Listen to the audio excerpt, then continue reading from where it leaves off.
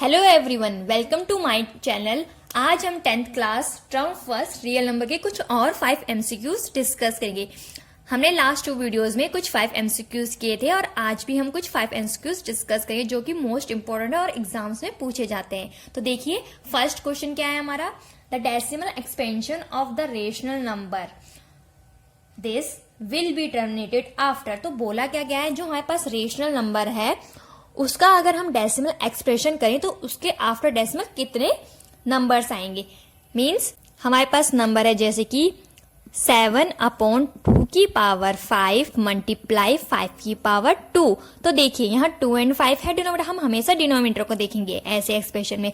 तो डिनोमिनेटर में हमारे पास 2 and 5 है और 2 and 5 में भी हम देखेंगे किसकी मैक्सिमम पावर है, हमारे पास 2 की मैक्सिमम पावर है, यानी 2 की पावर क्या है 5 है, जिसकी मैक्सिमम पावर होगी। मैं इस थ्योरम का मेनली मतलब क्या होता है, यहाँ भी हमें जैसे यहाँ 5 2 है तो हमें 5 भी हमें कितने चाहिए 5 टाइम्स चाहिए। तो यहाँ पर 5 की पावर 3 हो जाएगा और यहाँ भी 5 की पावर 3 हो जाएगा। तो सिंपली हम कह सकते हैं तो मैक्सिमम पावर हमारी क्या है 5 है।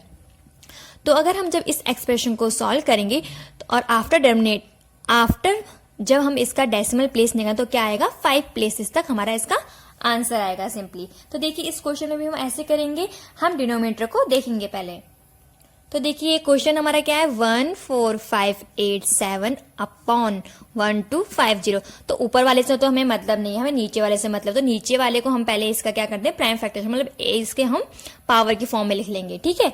तो देखिए प्राइम फैक्टराइजेशन करते हैं 1250 का क्या होगा 2 से जाएगा 2 6 12 2 2 4 2 5 10। अब किससे जाएगा 5 से जाएगा 5 1 25 6 2 5। देन 5 से जाएगा 5 25 एंड अगेन 5 से जाएगा 5 5 25 एंड 5 1 5। ओके, अब हम इन्हें पावर की फॉर्म में लिख लेते हैं सिंपली। देखिए हम लिख लेते हैं 1250 हमारा कैसे लिख सकते हैं, 2 की पावर कितनी है 1 है, ओके, एंड 5 की पावर कितनी है 1 2 3 4, यानी 5 की पावर क्या है 4 है।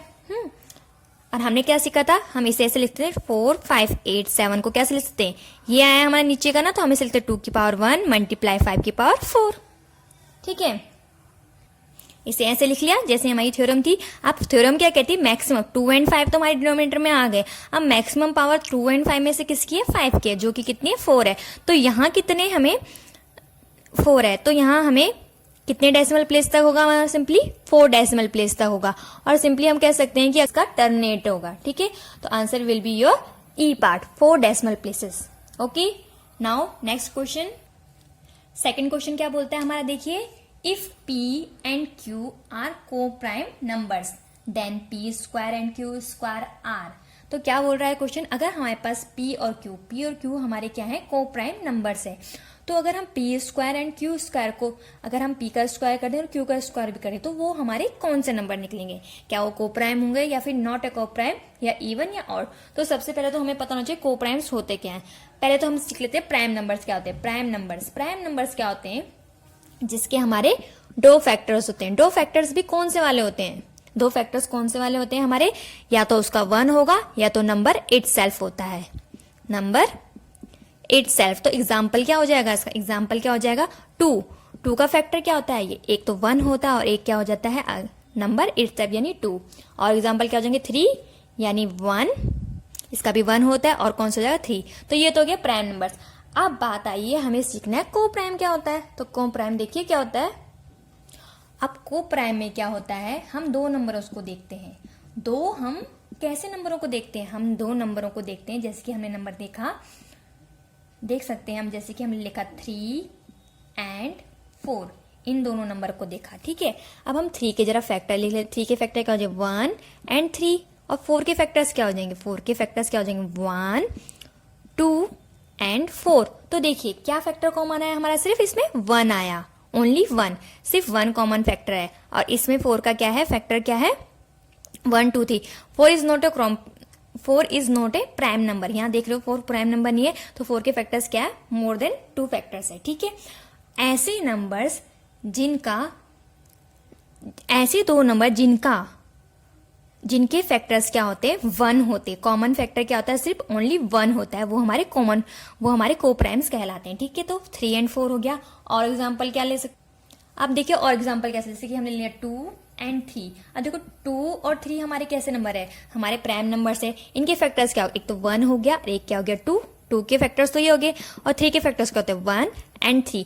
कॉमन फैक्टर क्या है इसमें, ओनली 1। तो 1 is a common factor between 2 and 3। तो ऐसे दो नंबर जिनका कॉमन फैक्टर सिर्फ 1 ही होता है और कुछ नहीं होता है, सिर्फ 1 ही कॉमन फैक्टर होता है, वो हमारे क्या कहलाते हैं, को प्राइम्स। 2 नंबर्स में कंपेयर किया जाता है, ठीक है। तो देखिए अब इस क्वेश्चन को सॉल्व करते हैं।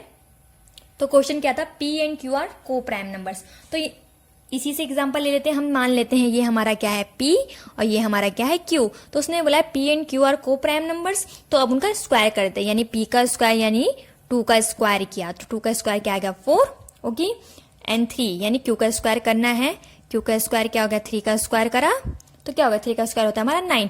अब इन दोनों का हमें क्या देखना है, फैक्टर्स निकाल के देखने हैं। तो देख लीजिए 4 के क्या फैक्टर्स होते हैं 1 2 एंड 4। 9 के फैक्टर्स क्या होते हैं 1 3 एंड 9। अब देखिए इनमें कॉमन फैक्टर क्या होता है, इनमें भी कॉमन फैक्टर क्या आ रहा है 1 आ रहा है। तो ऐसे नंबर जिनमें कॉमन फैक्टर ओनली 1 आता है वो कौन से नंबर होते हैं, अभी हमने सीखा था को प्राइम नंबर से होते हैं। और हमने देखिए क्वेश्चन में भी पूछा गया था P और Q क्या है, दो को प्राइम नंबर्स लिए, उनका स्क्वायर किया, स्क्वायर करने के बाद जब हमने कंपेरिजन तो क्या निकला हमारे क्या निकले, को प्राइम्स ही निकले, ठीक है। ना कंपोजिट निकला, कंपोजिट भी नहीं निकला, और ना ही हमारे क्या बोलते हैं प्राइम नंबर्स निकले, तो क्या निकले को प्राइम ही निकले। तो इसका आंसर क्या हो जाएगा हमारा ए पार्ट, जो कि हमारा क्या है को प्राइम नंबर्स। ओके स्टूडेंट्स, अब हम करेंगे थर्ड क्वेश्चन। देखिए थर्ड क्वेश्चन क्या है, 3.27 बार इज, जो ये हमें नंबर गिवन है वो हमारा क्या होगा, क्या वो इंटीजर होगा, क्या वो रेशनल नंबर होगा, क्या वो नेचुरल नंबर होगा, क्या वो इरेशनल नंबर होगा। तो देखिए ये पहले तो हम जान लेते हैं, ये 3.27 बार मीन्स होता क्या है। बार मीन्स होता है, हमने सीखा है छोटी क्लास में, बार मीन्स होता है कि ये क्या हो रहा है 27272727 अप टू 27 जो 27 है 27 वो हमारा रिपीट होता रहेगा। तो ऐसे रिपीट ना लिखते हुए हम उसे क्या लिख देते हैं 3.27 का बार। बार डिनोट करता है रिपीटिशन को, ओके। अब हम उसके बाद जान लेते हैं कि इंटीजर्स क्या होते हैं, rational number, natural numbers and irrational numbers. वो आपको पता होंगे पर एक बार क्विक रिवीजन कर लेते हैं। इंटीजर पहले देखते हैं, इंटीजर्स क्या होते हैं, हमने सीखे हुए इंटीजर्स क्या होते हैं।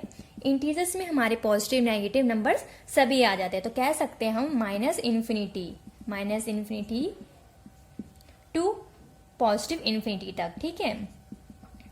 पॉजिटिव इन्फिनिटी तक मतलब नेगेटिव और हमारे पॉजिटिव नंबर सारे इंटीजर्स में आ जाते हैं, ठीक है। अब रेशनल नंबर्स को हम बाद में सीखेंगे, पहले हम नेचुरल नंबर देख लेते हैं। नेचुरल नंबर क्या होते हैं हमारे, हमें पता है नेचुरल नंबर्स हमारे क्या होते हैं, जो कि हमारे 1 से स्टार्ट होते हैं, 1 2 3 अप टू इन्फिनिटी, ठीक है। इसमें हमारे नेगेटिव नहीं आते हैं, इसमें हमारे सारे पॉजिटिव आते हैं, पर वो भी स्टार्टिंग किससे होती है 1 से होती है, ठीक है। अब देखते हैं रेशनल नंबर्स और इरेशनल नंबर्स क्या होते हैं, ठीक है। सिंपली हमें रेशनल नंबर बचपन में सीखा गया है, हमें पता है रेशनल नंबर क्या होता है, जो नंबर हमारा P/Q की फॉर्म में होता है, यानी P/Q की फॉर्म यानी फ्रैक्शन फॉर्म में होता है, वो हमारा क्या कहलाता है, रेशनल नंबर कहलाता है। और जहां Q जो होता है नॉट इक्वल्स टू 0, मतलब Q की जगह कभी भी 0 नहीं आना चाहिए। ये तो एक डेफिनेशन होगी। दूसरी डेफिनेशन में हम रेशनल नंबर का क्या पढ़ते हैं, टर्मिनेटिंग फॉर्म और नॉन टर्मिनेटिंग फॉर्म। तो पहले देख लेते हैं टर्मिनेटिंग फॉर्म क्या होती है। टर्मिनेट फॉर्म मीन्स होता है कि वो फ्रैक्शन उसे पूरा डिवाइड कर देगा। जैसे कह सकते हैं हमारे पास गिवन है क्वेश्चन दिस वन, ठीक है, अपॉन 5। अब जब हम इसे सॉल्व करेंगे, मतलब इसे कैंसिल आउट करेंगे, तो ये काट देगा 5 5 जो 25, ये हमें आंसर देता है 50, ठीक है। मतलब हमें पूरा आंसर मिल रहा है, तो उसे बोल देते हैं टर्मिनेटिंग। देन आप देख लेते हैं नॉन टर्मिनेटिंग क्या होता है, ठीक है। नॉन टर्मिनेटिंग सिंपली हमारा क्या होता है, अगर हमारे पास है जैसे कि 4/3, अगर हम 4/3 को सॉल्व करें तो आंसर क्या आएगा हमारा 1.3333 दिस वन, ठीक है। तो ये 3 का रिपीटेशन हो रहा है, तो इसको हम ऐसे लिख सकते हैं दिस वन, ठीक है। तो इसीलिए रेशनल नंबर के अंदर हमारे आता है टर्मिनेटिंग और नॉन टर्मिनेटिंग, 2 फॉर्म्स है, ओके। तो ये तो हमारा रेशनल नंबर हो गया। अब देखिए इरेशनल नंबर्स क्या होते हैं। इरेशनल नंबर से हमारे P/Q की फॉर्म में होते हैं, जहां हमारा Q नॉट इक्वल्स टू 0 होता है, ठीक है। और अब इसमें क्या होता है हमारा, हम जब इसे सॉल्व आउट करते हैं तो हमारा आंसर कुछ इस तरह का आता है, कह सकते हैं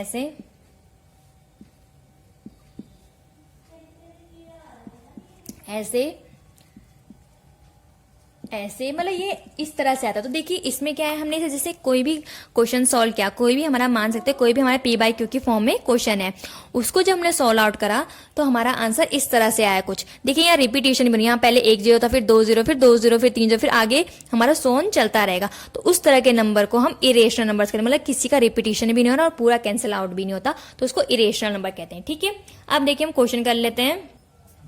क्वेश्चन क्या था हमारा 3.27। 27 मीन्स क्या कह रहा है ये, 3.272727 अप टू दिस वन। ठीक है, और हमने सीखा था जब हमारे में बार आता है तो हमारा किस तरह का नंबर होता है, रेशनल नंबर होता है। रेशनल नंबर भी कौन सा नंबर होता है हमारा, वो होता है नॉन टर्मिनेटिंग नंबर। ठीक है, रेशनल नंबर बट क्या, नॉन टर्मिनेटिंग। ठीक है, ये हमने अभी भी सीख लिया था। तो इस क्वेश्चन का आंसर क्या होगा हमारा, बी पार्ट, रेशनल नंबर। अब देखिए क्वेश्चन नंबर 4 क्या है, the smallest number by which √27 should be multiplied so as to get a rational number. तो क्वेश्चन क्या हो रहा है, देखो इस क्वेश्चन में हमें दो चीजें ध्यान देनी है। पहली चीज क्या है, हमें क्या करना है, इसने बोला है स्मॉलेस्ट नंबर। हम क्या स्मॉलेस्ट नंबर लें जिसको मल्टीप्लाई करके √7 क्या बन जाए हमारा, एक रेशनल नंबर बन जाए। अभी ये √27 क्या है हमारा, इरेशनल नंबर है। इरेशनल नंबर हमें पता है जो पूरे हमारे डिवाइड नहीं होते हैं। ठीक है, √27, अब देखो √27 है तो इसको अगर हम रूट से बाहर निकालें तो कैसे निकालते हैं, तो √27 के पहले फैक्टर्स निकाल देंगे प्राइम फैक्टराइजेशन से। हमें पता है कैसे करते हैं, 3 9 जो 27, 3 3 जा 9 और 3 1 जा 3, दैट मीन्स 3 मल्टीप्लाई 3। ओके, और एक 3 जब हम रूट से बाहर निकालते तो एक जो 2 3 मिलके हमारा एक बाहर आ जाता है और एक बचा, तो ये ऐसे हो जाता है। ठीक है, तो ये क्या होगा, √3। ठीक है, तो ये क्या है, एक तरह से इरेशनल है, पूरा डिवाइड नहीं हुआ है। तो इसमें बोला गया है कि हम क्या मल्टीप्लाई करें √27 के साथ कि ये एक हमारा रेशनल नंबर हो जाए। अब वो भी हमें किस चीज को मल्टीप्लाई करना है, स्मॉलेस्ट नंबर को। तो हम एक ऑप्शन चेक करेंगे मल्टीप्लाई करके कि देखिए कौन सा नंबर हमारा ये रेशनल नंबर बनाता है और स्मॉलेस्ट नंबर होना चाहिए। ठीक है, तो देखिए हमारा नंबर क्या है, √27। √27 का हमने अभी बनाया, क्या बनाता है, 3√3। अब 3√3 है तो पहले हम फर्स्ट ऑप्शन चेक करते हैं कि ये क्या है, √27 है। ठीक है, तो जब हमने इस √27 को भी अगेन क्या लिखते हैं, 3√3 लिखा है। अब 3√3 को मल्टीप्लाई इस √7 के साथ करना है, तो ये √7 हमारा क्या देता है, दिस वन। तो देखिए ये मल्टीप्लाई है ना, तो देखिए 3 3 जा 9 हो गया, √3 मल्टीप्लाई √3, √3 मल्टीप्लाई √3 गिवन क्या करता है हमें, 3, तो 3 9 जा 27। तो क्या ये एक रेशनल नंबर बन गया, हाँ रेशनल नंबर बन गया, क्योंकि 27 है, 27 के नीचे हम 1 लगा देंगे तो ये क्या बन गया, एक रेशनल नंबर। तो देखिए फर्स्ट ऑप्शन तो हमने चेक कर लिया, तो देखिए इसमें फर्स्ट ऑप्शन तो सेटिस्फाई कर रहा है। अब देखिए हम बाकी के ऑप्शन भी चेक करें, क्योंकि हमें इसमें पूछा स्मॉलेस्ट नंबर कौन सा वाला होगा। ठीक है, इससे तो क्या, अब देखिए क्या पता इस वाले से भी रेशनल नंबर बन जाए, स्मॉलेस्ट नंबर होना चाहिए ना। तो देखिए अब हम नेक्स्ट चेक करते हैं, क्या है क्वेश्चन 27 को हमने लिख लिया था 3√3। ठीक है, तो बी पार्ट चेक कर रहे हैं 3√3। तो देखो 3√3 को मल्टीप्लाई किसके साथ करना है, इस वाले के साथ, तो ये हमें 3√3 है, तो ये भी सेम ऐसे आएगा जो हमने पीछे किया था, 3 3 जा 9, √3 मल्टीप्लाई √3 क्या आता है 3, तो 3 9 जा 27, तो ये भी एक रेशनल नंबर बन गया। ठीक है, हमने ए पार्ट चेक कर लिया, बी पार्ट चेक, दोनों हमारे रेशनल नंबर गिवन करते हैं। अब हम करेंगे सी पार्ट चेक। देखिए √27 था, क्या है 3√3 है, सी पार्ट क्या है हमारा √3। अब √3 को मल्टीप्लाई करें दिस वन के साथ, तो हमें पता है √3 को मल्टीप्लाई हमने करना है इसके साथ, तो क्या दे देगा ये हमें 3 1 जा 3, √3 मल्टीप्लाई 3 क्या गिवन कर देता है हमें 9 कर देता है। ओके, तो देखिए 9 भी एक रेशनल नंबर है, तो ये भी हमारा क्या है, सेटिस्फाई कर रहा है। ओके, अब हम करेंगे लास्ट वन ऑप्शन चेक 3। देखिए √27 क्या है हमारा 3√3 सॉरी, और डी हमारा क्या है दिस वन। तो देखिए हम इसे चेक कर रहे हैं, तो इसको हमने मल्टीप्लाई करना है इसके साथ, यानी 3 मल्टीप्लाई √27। देखो 3 1 जा 3, 3 मल्टीप्लाई 3 यानी 9 √3, तो ये हो जाएगा 9 √3। तो ये तो हमारा एक इरेशनल बन रहा है, तो ये वाला ऑप्शन तो हमारा वैसे भी कैंसिल आउट हो जाएगा, तो ये वाला ऑप्शन तो बिल्कुल भी नहीं होगा। हमारे जो तीनों ऑप्शंस थे वो हमें रेशनल नंबर गिवन कर रहे थे। अब हमें पूछा है स्मॉलेस्ट नंबर का। ठीक है, तो जो हमारा ये पहला नंबर था जो √27 हमारा पहला नंबर था। तो देखिए क्या ये स्मॉलेस्ट है? ये तो स्मॉलेस्ट नहीं है। क्यों नहीं है? क्योंकि ये क्या है? 3√3 है। ठीक है, और ये वाला क्या है? बी ऑप्शन हमारा, ये क्या है? 3√3 है। सेम सेम, यानी इनमें 3 बड़ा है। तो हमारा सबसे स्मॉलेस्ट कौन सा है? सी पार्ट वाला। इसमें सिर्फ क्या है? √3 है। ठीक है, इसका 3 मल्टीप्लीकेशन नहीं है, ये बड़े नंबर है ये दोनों, और √3 हमारा छोटा नंबर है। तो पूछा भी क्वेश्चन में ये था कि रेशनल नंबर बना तो रहे थे, रेशनल नंबर बनना चाहिए मल्टीप्लाई करके, बट होना क्या चाहिए? स्मॉलेस्ट। तो स्मॉलेस्ट कौन सा हमारा? √3। तो इसका आंसर हो जाएगा सी पार्ट, जो कि है √3। अब करेंगे हम 5th क्वेश्चन। क्या है हमारा? Which of the following rational numbers have terminating. ठीक है, तो देखिए रेशनल नंबर 2 टाइप्स के होते हैं, एक होते टर्मिनेटिंग एंड नॉन टर्मिनेटिंग। मैंने पहले वाले क्वेश्चन में भी अभी समझाया था टर्मिनेटिंग और नॉन टर्मिनेटिंग। फिर से रिपीट कर, टर्मिनेटिंग नंबर मीन्स हो जो कि फुल्ली हमारा डिवाइड हो जाता है। देखिए जैसे एग्जांपल ले सकते हैं, हमारे पास है 4/2, दिस इज रेशनल नंबर। अगर हम इसे कैंसिल आउट करें तो ये आ जाएगा 2 2 जा 4। ठीक है, अब देखिए एक ऑप्शन और लेते हैं, हमारे पास है जैसे कि 7/10। अब इसे जब हम सॉल्व करेंगे तो ये क्या आंसर दे देगा? This one. ये भी हमारा पूरा सॉल्व करा, तो ये सारे नंबर्स हमारे क्या हो गए? टर्मिनेटिंग नंबर्स हो गए। अब ये जो ऑप्शंस है रेशनल नंबर, इनमें से हमें चेक करना है कौन सा टर्मिनेटिंग नंबर होगा। तो एनसीईआरटी में एक थ्योरम है जिसके थ्रू हम टर्मिनेटिंग का पता लगा सकते हैं बड़े बड़े नंबर्स का भी। तो क्या थ्योरम है? देखिए थ्योरम बोलती है कि हमें हमेशा डिनोमिनेटर वाले से मतलब होता है। जैसे कि कह सकते हैं हमारे पास है 117, ओके, और नीचे हमारे पास क्या है? This one. और हमें पता लगाना है कि ये जो नंबर है वो रेशनल नंबर तो है, पर क्या ये टर्मिनेटिंग है? तो टर्मिनेटिंग लगाने के लिए हमें क्या करेंगे? जो नीचे वाला डिनोमिनेटर, इसके फैक्टर्स बना लेते हैं। तो देखिए फैक्टर्स बनाने के लिए प्राइम फैक्टराइजेशन करेंगे। देखिए ये हो जाएगा 5 5 जो 25, 5 1 जो 5।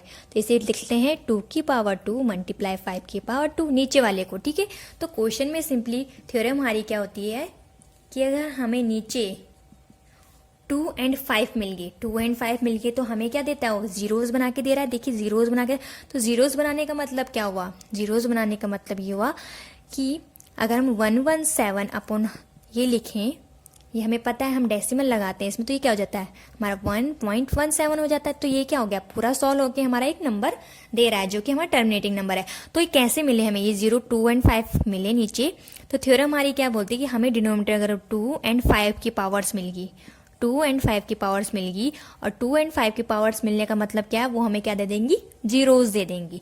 जीरोज दे देंगी मतलब हमें क्या मिल जाएगा? डेसिमल फॉर्म में हमारा आंसर इजीली आ जाएगा। तो हमें क्या करना है? इन ऑप्शनों में चेक करना है कौन से हमें ऑप्शंस 2 and 5 दे रहे हैं। कंपलसरी है 2 and 5 दोनों ही होने चाहिए, एक से काम नहीं चलेगा, क्योंकि अगर हम सिर्फ 2 करें 2 तो हमें 10 नहीं देगा, और अगर हम सिंपल 5 करें तो 5 भी हमें 10 नहीं दे सकता। दोनों का मल्टीप्लीकेशन में 10 देता है। तो देखिए चेकआउट करते हैं। तो देखिए पहले हम 2 to 5 के इस फर्स्ट वाले ऑप्शन के 2 to 5 के फैक्टर्स बना लेते हैं। तो वही प्राइम फैक्टराइजेशन करेंगे, 5 से कर लेते हैं। 5 4 जो 20, 5 5 जो 25, अगेन 5 से कर लेते हैं। 5 9 जो 45, फिर 3 3 जो 9, 3 1 जो 3। तो इसमें क्या आ गए? नीचे 2 to 5 के फैक्टर्स क्या हो गए? हमने सीख लिया 2 to 5 के फैक्टर्स क्या हो गए हमारे? 5 की पावर 2 मल्टीप्लाई 3 की पावर 2। तो नीचे हमारा 5 और 3 आ रहा है, तो हमें क्या चाहिए था? पर 5 and 2 चाहिए था। तो ये ऑप्शन तो हमारा कैंसिल आउट हो गया, तो ये ऑप्शन नहीं होगा। नेक्स्ट वन देखते हैं, 18 के फैक्टर बनाते हैं। 2 8 जो 6, 2 9 सॉरी 2 9 जो 18, 3 3 जो 9, 3 1 जो 3। तो लिख सकते हैं 18 की क्या फैक्टर हो गए? 2 मल्टीप्लाई 3 की पावर 2। तो देखो यहाँ तो हमें 2 मिल गया, पर 5 तो इसमें फिर नहीं है। इस वाले ऑप्शन में 5 था बट 2 नहीं था, इस वाले में हमारे 2 है पर 5 नहीं है। तो हमें पर थ्योरम क्या होती है? 2 and 5 का मल्टीप्लीकेशन है, तो ये वाला ऑप्शन भी हमारा कैंसिल आउट है। Now the third one is 21।